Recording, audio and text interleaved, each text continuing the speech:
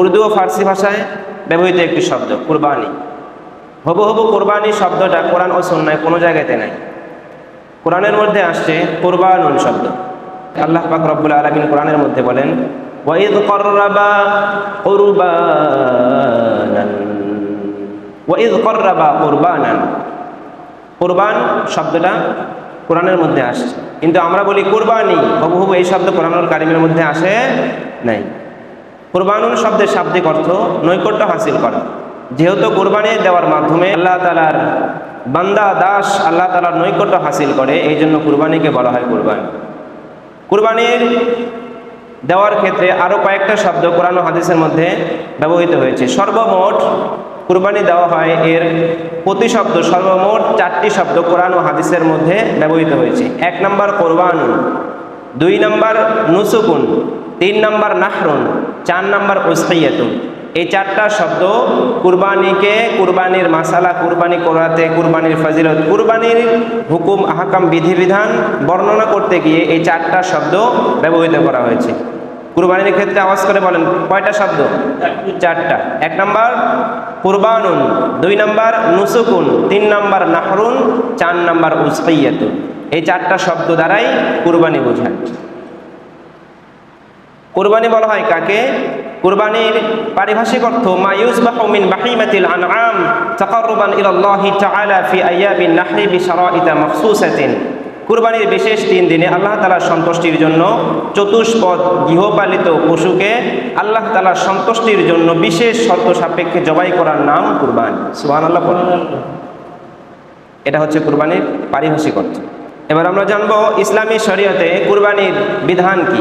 এটা কি ফরজ, সুন্নাহ, মুস্তাহাব নাকি আমরা জানবো। হানাফি মাযহাবের গ্রহণযোগ্য মত অনুযায়ী কুরবানি করা ওয়াজিব। আওয়াজ করে বলেন কুরবানি করা কি? এবার আসেন কোরআন সুন্নাহ থেকে দলিল। 1 নম্বর দলিল কোরআনুল কারীম থেকে সূরাতুল কাউসার 3 নম্বর আয়াত। আল্লাহ তাআলা বলেন ফাসাল্লি লিরাব্বিকা ওয়ানহার। নবী আপনি আপনার রবের জন্য নামাজ পড়ুন এবং কুরবানি করুন। সুবহানাল্লাহ পড়েন। ইউহাজিরিন আন-নাহার এটা হচ্ছে সিগাতুল আমর, যাকে বলা হয় ইংরেজি ভাষায় ইন্টারোগেটিভ সেন্টেন্স, মানে আদেশসূচক শব্দ। আর ইসলামী শরীয়তের ফিকহে একটা সূত্র হচ্ছে আল আমরু লিল ওয়াজুব। যদি কোথাও আদেশসূচক শব্দ ব্যবহার করা হয় তাহলে ওই শব্দ থেকে ওয়াজিব প্রমাণিত হয়। তাহলে আল্লাহ বলেছেন ওয়ানহার, নাহর করো, কুরবানি করো। যেহেতু এটা একটা আদেশসূচক শব্দ, এই কারণে কুরবানি করা ওয়াজিব। আওয়াজ করে বলেন কি? ওয়ানহার এই শব্দের ব্যাখ্যায় তাফসিরে ইবনে কাসির, তাফসিরে রুহুল মাআনি, তাফসিরে কাবির, তাফসিরে কুরতুবী, আল্লাহর জমিনে সবচেয়ে গ্রহণযোগ্য বড় বড় 5খানা তাফসিরের মধ্যে ওয়ানহার শব্দের তাফসির করা হয়েছে ফাসবাহ উসহিয়াতাক, তোমরা তোমাদের কুরবানির পশু আল্লাহ তাআলার জন্য জবাই করো। তাহলে আওয়াজ করে বলেন ওয়ানহার এর গ্রহণযোগ্য তাফসির কি? তোমরা আল্লাহর জন্য কুরবানি করো। 1 নম্বর দলিল। 2 নম্বর দলিল আসেন হাদিস থেকে। 2 নম্বর রেফারেন্স হচ্ছে তিরমিজি শরীফের হাদিস 1507 নম্বর হাদিস। আকামা রাসূলুল্লাহি সাল্লাল্লাহু আলাইহি ওয়াসাল্লাম বিল মাদিনাতি 10 সিনিনা ইউদহি। আল্লাহর হাবিব সাল্লাল্লাহু আলাইহি সাল্লাম তিনি যখন মক্কা থেকে মদিনাতে হিজরত করলেন, মদিনাতে যাওয়ার পরে তিনি 10 বছর ছিলেন এবং প্রতি বছর তিনি একাধারে কুরবানি করেছেন। 1 বছর আল্লাহর হাবিব মিস করে নাই। তাহলে যেই কাজটা আল্লাহর হাবিব 10 বছরে একবারও মিস করলেন না, ওই কাজটার গুরুত্ব কম না বেশি? বেশি। 3 নম্বর দলিল, আল্লাহর হাবিব সাল্লাল্লাহু আলাইহি সাল্লাম বলেন, এই হাদিসটা 4টা কিতাবের মধ্যে আসছে।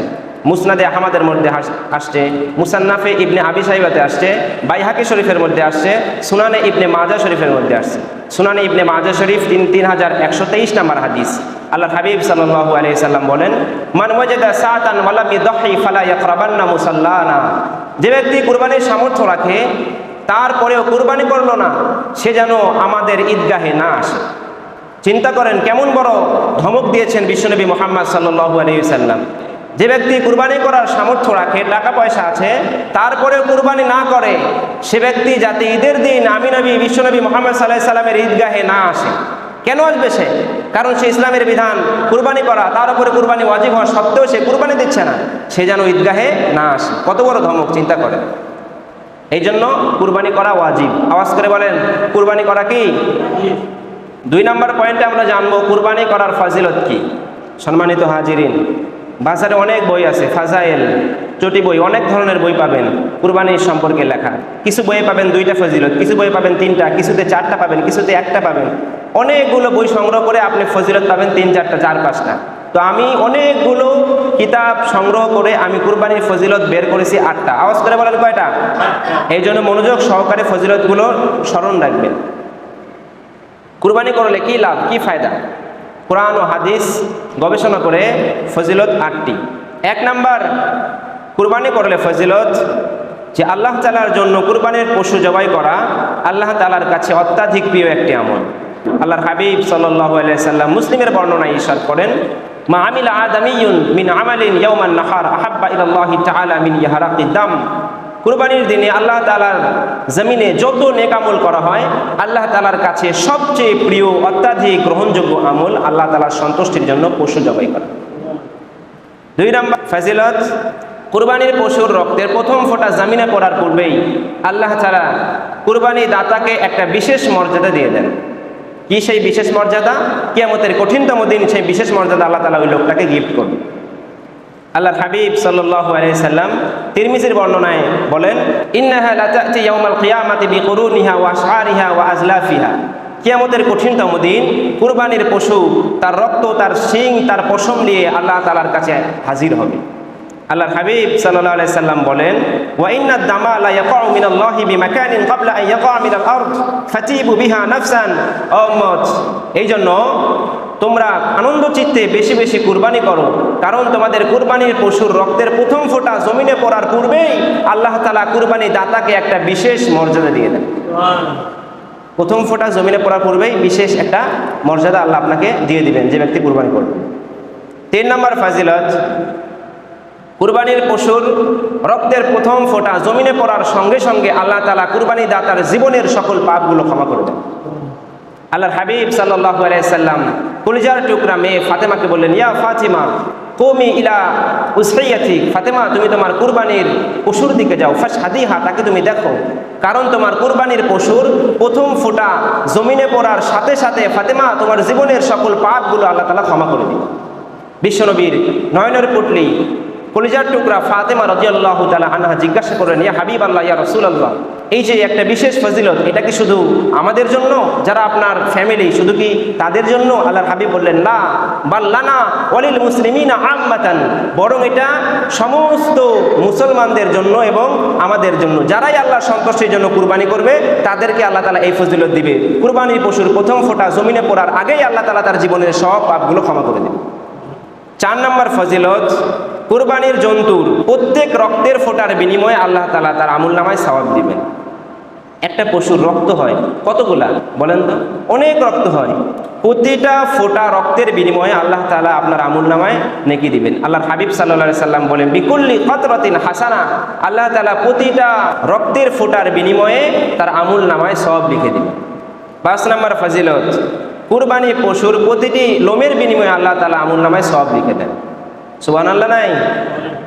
কুরবানির পশুর প্রতিটা লোমের বিনিময়ে আল্লাহ তাআলা আপনার আমুলনামায় সওয়াব দিবেন। সাহাবায়ে কেরাম জিজ্ঞাসা করলেন, লম্বা হাদিস, যে ইয়া রাসূলুল্লাহ মা হাযিল আদাহিয়ু, এই যে আমরা কুরবানি করছি এটা কি? আল্লাহর হাবিব বললেন, ও আমার সাহাবায়ে কেরাম, সুন্নাতু আবিকুম ইব্রাহিম, এটা তোমাদের পিতা, তোমাদের বাবা ইব্রাহিম নবীর সুন্নাত। সাহাবায়ে কেরাম জিজ্ঞাসা করলেন, ফামালানা ইয়া রাসূলুল্লাহ, ইয়া হাবিবাল্লাহ, হে আল্লাহর রাসূল, কুরবানি যদি আমরা করি আমাদের কি ফায়দা হবে, আমাদের কি লাভ হবে? আল্লাহর হাবিব সাল্লাল্লাহু আলাইহি সাল্লাম তখন বললেন, বিকুল্লি শারাতিন হাসানা, আল্লাহ তাআলা প্রতিটা লোমের বিনিময়ে একটি করে নেকি দিবেন। সাহাবায়ে কেরাম জিজ্ঞেস করলেন, ফাসুফ ইয়া রাসূলুল্লাহ, ইয়া হাবিবাল্লাহ, ইয়া রাসূলুল্লাহ, তাহলে ফাসুফ যেই সমস্ত পশুর লোম হয় অনেক বেশি সেগুলোর কি হবে? শারাতুন মানে চুল, সুফুন মানেও চুল। শারাতুন বলা হয় পাতলা চুলকে, আর সুফুন বলা হয় যে সমস্ত পশুর গায়ে ঘন চুল, যেমন ভেড়া, দুম্বা, এগুলোকে বলা হয় সুফ। সাহাবায়ে কেরাম জিজ্ঞাসা করলেন, ফাসুফ ইয়া রাসূলুল্লাহ, তাহলে যে সমস্ত প্রাণীর গায়ে অনেক লোম আছে সেগুলোর কি হবে? আল্লাহর হাবিব সাল্লাল্লাহু আলাইহি সাল্লাম তখন বললেন, বিকুল্লি শারাতিন মিনাস সুফি হাসানা, ও সাহাবায়ে কেরাম, একটা পশুর যতই লোম থাকুক আল্লাহ তাআলা প্রতিটা লোমের বিনিময়ে একটি করে নেকি দান করবে। চিন্তা করেন, একটা পশুর গায়ে লক্ষ কোটি কোটি লোম থাকে, তো এতগুলা নেকি আল্লাহ আপনার আমলনামায় লিখে দিবে। 6 নম্বর ফজিলত, কুরবানির পশু আপনার জন্য পুলসিরাতের বাহন হবে। আল্লাহু আকবার করবেন না? চিন্তা করেন, পুলসিরাত যখন আপনি পার হবেন তখন আপনার বাহন হবে আপনার কুরবানির পশু। আল্লাহর হাবিব সাল্লাল্লাহু আলাইহি সাল্লাম পরিষ্কার বললেন, কানজুল উম্মাল হাদিস নাম্বার 12177 নম্বর হাদিস, আদ্দিমু যাহায়াকুম ফাইন্নাহা আলা সিরাতি মাকায়াকুম। উম্মত, তোমরা হৃষ্ট পুষ্ট মোটা তাজা পশুগুলো আল্লাহর রাস্তায় জবাই করো, কারণ তোমার এই মোটা তাজা পশু কিয়ামতের কঠিনতম দিন তোমার পুলসিরাতের বাহন হবে। প্রিয় হাজিরিন, সম্মানিত হাজিরিন, চিন্তা করেন, দুনিয়ার বুকে যদি আপনি আল্লাহ তাআলার পথে, আল্লাহ তাআলার রাহে মোটা তাজা হৃষ্ট পুষ্ট শক্তিশালী মজবুত পশু যদি জবাই করেন, কিয়ামতের কঠিনতম দিন আপনার পশু হবে মজবুত।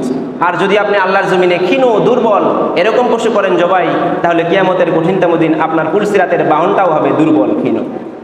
এই জন্য যারা চান পুলসিরাতের বাহন হবে মজবুত, তাদের জন্য উচিত আল্লাহর জমিনে নিখুঁত পশু, যেগুলো মোটা তাজা দেখতে সুন্দর, এরকম পশুকে কুরবানি করা। কিন্তু আমরা দেখি গোশত বেশি, আমরা সুন্দর দেখি না। ইসলাম বলে তুমি দেখো পশু দেখতে সুন্দর, সব দিক থেকে ফিটফাট, এরকম পশুকে জবাই করো। গোশতের দিকে ইসলাম দেখে না, ইসলাম দেখে পশুর সৌন্দর্য। আর আমরা দেখি কি গোশত, কারণ আমাদের উদ্দেশ্য গোশত খাওয়া। আমাদের উদ্দেশ্যটা কি? আওয়াজ করে বলেন, গোশত খাওয়া। এই জন্য আমরা আগে দেখি পশুর গোশত হবে 4 মণ। না না, আপনার উচিত ছিল সর্বপ্রথম দেখা একটা পশু দেখতে কেমন, দেখতে অনেক সুন্দর লাগতেছে, সব থেকে ফিটফাট, যেমন উঁচা তেমন দেহ, এরকম সব কিছু দেখতে হবে ফিটফাট, পশুটা অনেক সুন্দর। দেখা যায় একটা পশু অনেক সময় অনেক সুন্দর কিন্তু তার গোশত কম হয়, আর একটা পশু দেখতে একদম বাঁকা কিন্তু গোশত বেশি, আছে না নাই বলেন? তো ইসলাম বলে তুমি দেখো পশুর সৌন্দর্য, কারণ এটা তোমার ফুলসিরাতের বাহন হবে।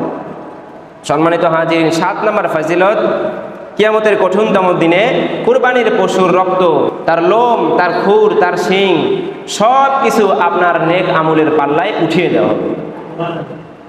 গোবর পর্যন্ত উঠিয়ে দেওয়া হবে। গোবর নাপাক, একটা পশুর গোবর, পেশাব যা কিছু আছে পুরা পশুকে আপনার নেক আমলের পাল্লায় উঠিয়ে দেওয়া হবে, যাতে আপনার নেক আমলের পাল্লাটা ভারী হয়।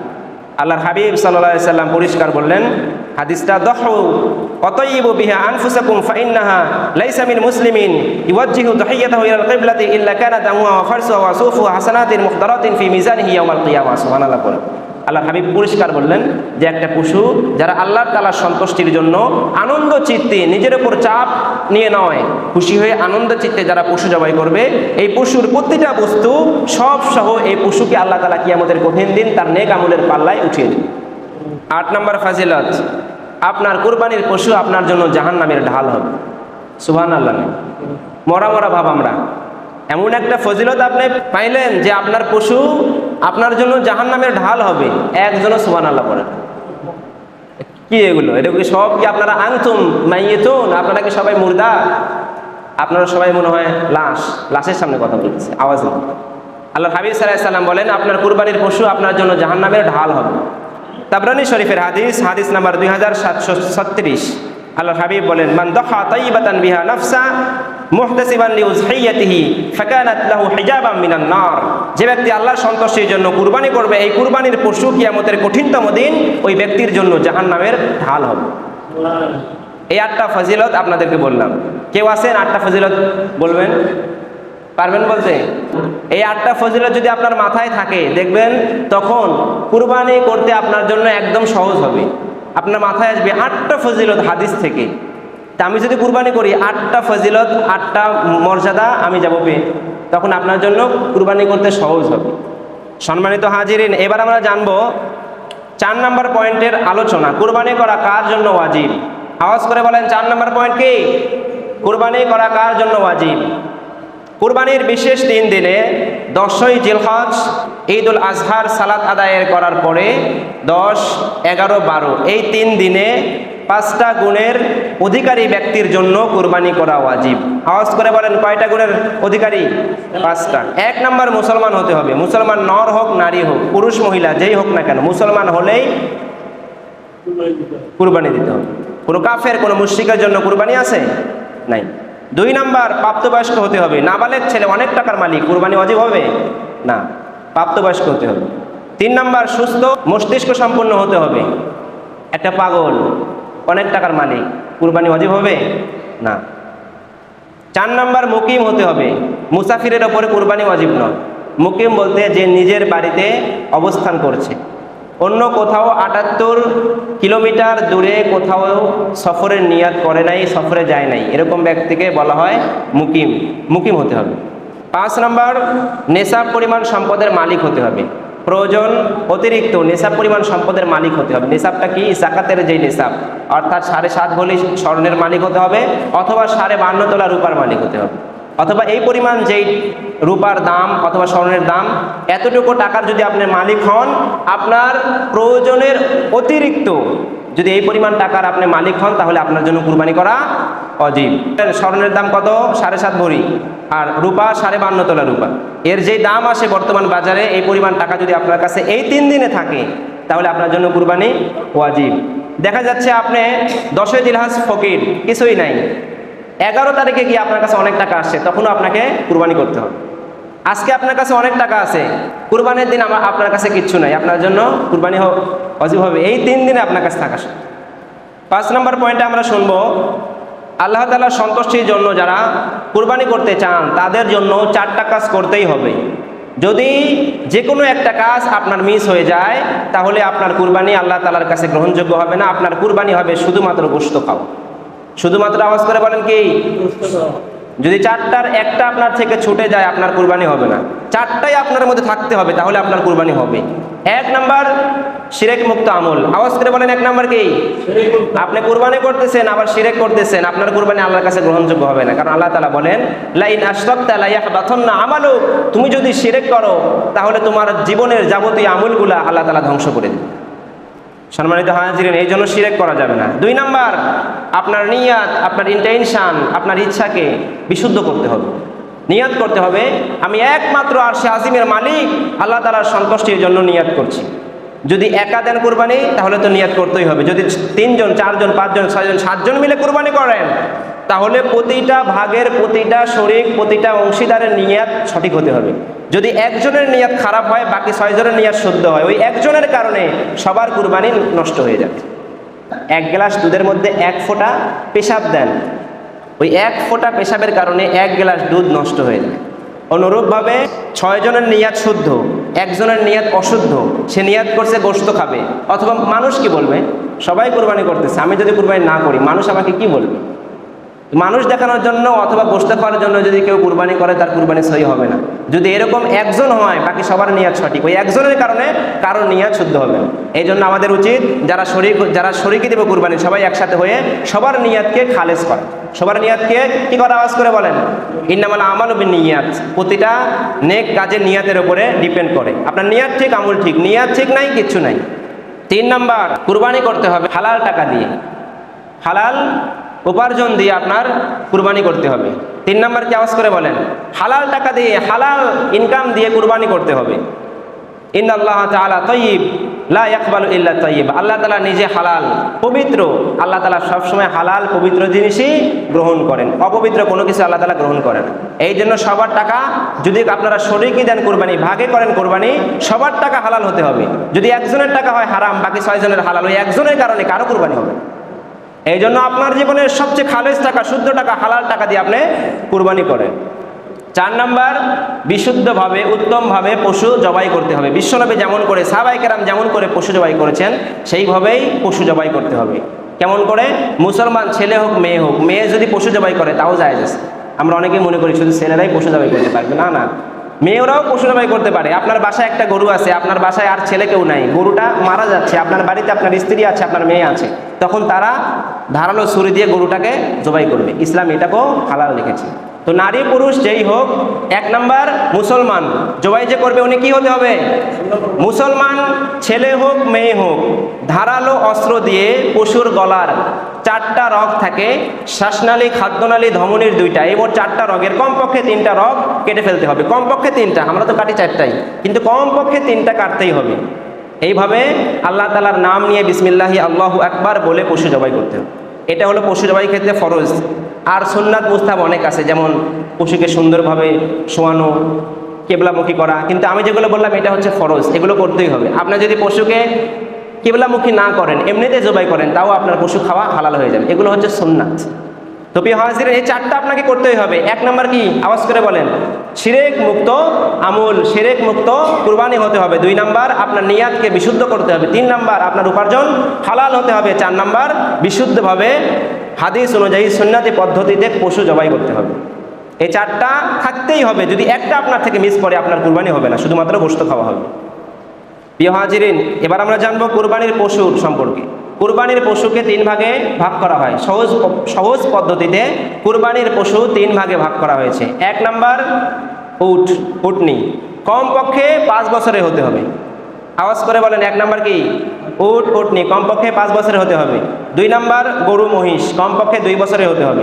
3 নাম্বার, ছাগল, ভেড়া, দুম্বা, কমপক্ষে 1 বছরের হতে হবে। যদি 2 দিন 1 দিনও কম হয়, কুরবানি সহি হবে?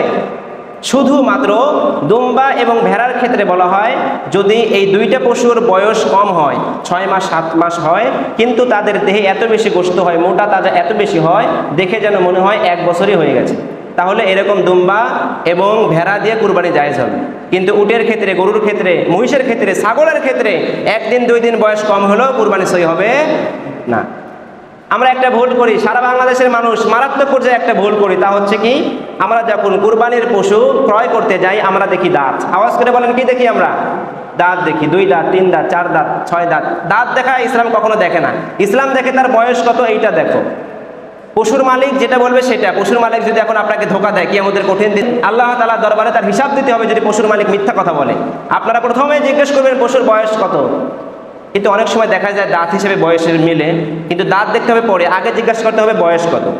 কুরবানির পশু গৃহপালিত হতে হবে। বন্য গরু, বন্য উট, বন্য ছাগল যে কুরবানি সহি নাই। হরিণ দ্বারা যদি কোনো ব্যক্তি কুরবানি করতে চায়, সহি হবে না। 2টা কারণ। 1 নাম্বার, রাসূল সাহাবায়ে কেরাম কখনো হরিণ দ্বারা কুরবানি করেন নাই।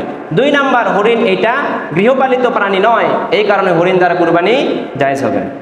প্রিয় হাজিরিন, এবার গুরুত্বপূর্ণ কয়েকটা আমরা মাসালা জানব। বাংলাদেশের মধ্যে দ্বন্দ্ব হয়, বিশেষভাবে আহলে হাদিসদের অনেক শায়েখ ওপেন ফেসবুক, ইউটিউবে ফতোয়া দিচ্ছে ভাগে কুরবানি করা জায়েজ নেই, ভাগে কুরবানি করা জায়েজ নেই। পরিষ্কার বলতেছে, পরিষ্কারই বললো, সারা পৃথিবীর মানুষ যদি ভাগে কুরবানি করে জায়েজ নেই, কারণ রাসূল সাহাবায়ে কেরাম করে নাই। কি বলবেন এখন যারা আওয়াম মানুষ, তারা বলবে হায় হায়, এক হুজুর বলে এটা, আর এক হুজুর এটা বলে, আমরা কি করবো? তো কোনো কথা চলবে না, কথা সরাসরি হাদিস থেকে। ভাগে কুরবানি করা জায়েজ আছে কিনা, আর ভাগে যদি কুরবানি করা জায়েজ হয়, সর্বোচ্চ একটা পশুতে কয়জন শরীক হতে পারবে? উত্তর, একাধিক হাদিস দ্বারা প্রমাণিত হয় ভাগে কুরবানি করা জায়েজ।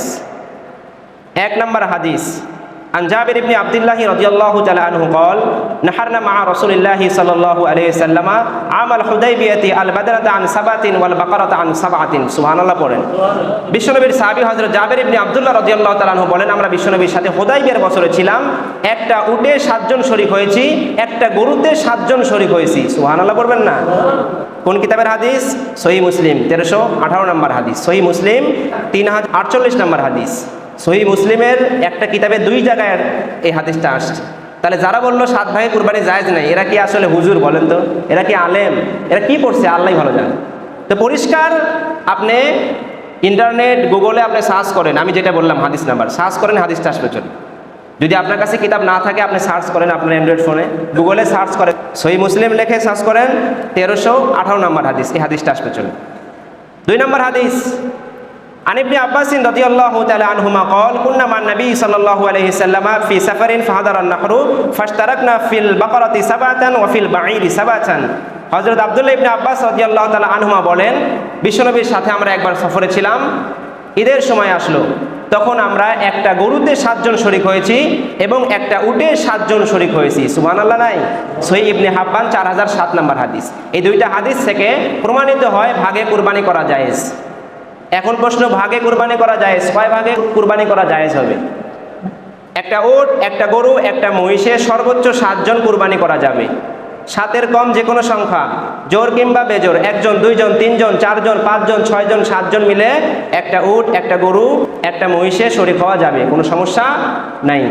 কিন্তু ছাগলে, দুম্বায় এবং ভেড়ায় সর্বোচ্চ 1 জনই শরীক হতে পারবে, একাধিক ব্যক্তি শরীক হওয়া জায়েজ নাই।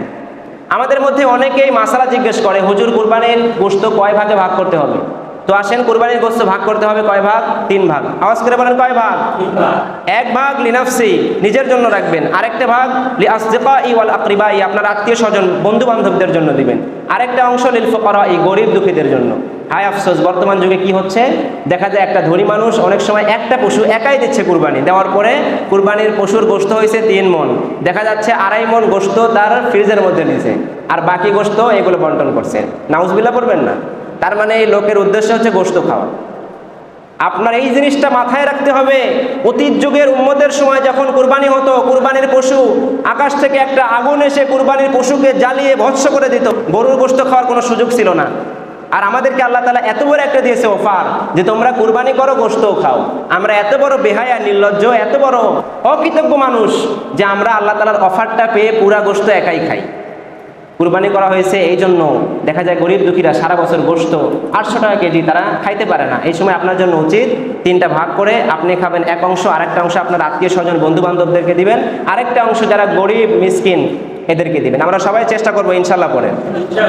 আরেকটা মাসালা, একটা কুরবানির পশুতে আকিকার অংশ এবং কুরবানির অংশ একসাথে মিলে কুরবানি করতে পারবে কিনা, এটা জায়েজ আছে। একটা পশুতে যেমন 4 ভাগ কুরবানির আর 3 ভাগ আকিকার, যদি একসাথে একটা গরুতে শরীক হন কুরবানি জায়েজ আছে, কোনো সমস্যা নেই।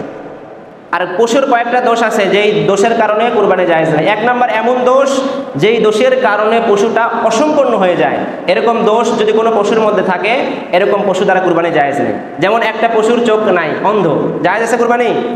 একটা পশুর 3টা পা আছে, একটা পা ভাঙ্গা, জায়েজ হবে কুরবানি? একটা পশুর পুরা লেজি নাই, কুরবানি হবে? মানে এমন দোষ যেই দোষের কারণে একটা পশুর মধ্যে পূর্ণতা লাভ করে না, এরকম দোষ যদি হয় তাহলে ওরকম পশু দ্বারা কুরবানি করা জায়েজ নাই।